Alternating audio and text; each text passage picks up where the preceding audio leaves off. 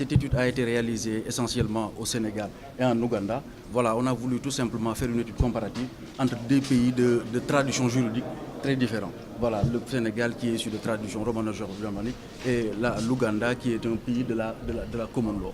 Donc l'étude s'est basée essentiellement sur le droit sénégalais et un certain nombre d'approches comparatives ainsi que des interviews. Maintenant, on a abouti à un certain nombre de résultats.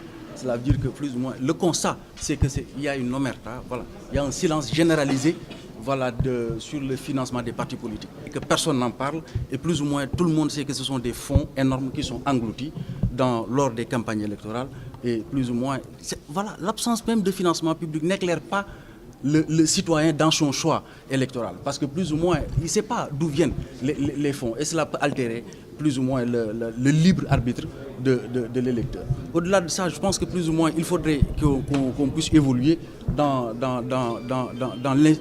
l'instauration d'un contrôle plus indépendant du financement des partis politiques.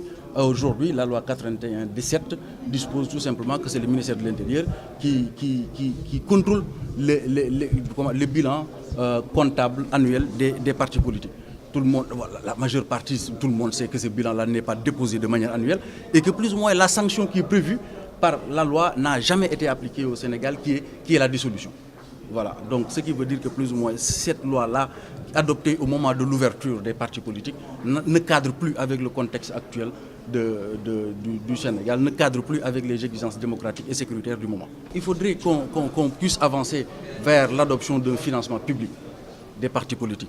Ensuite, instaurer un contrôle indépendant, des critères objectifs dans l'éligibilité du financement des partis politiques et plus ou moins instaurer des sanctions graduées. Une loi qui prévoit à tout manquement la dissolution. Moi, je pense qu'il faudrait instaurer des sanctions graduées par rapport au manquement, par rapport à un certain nombre d'absences d'obligations que ne respecteraient pas les partis politiques.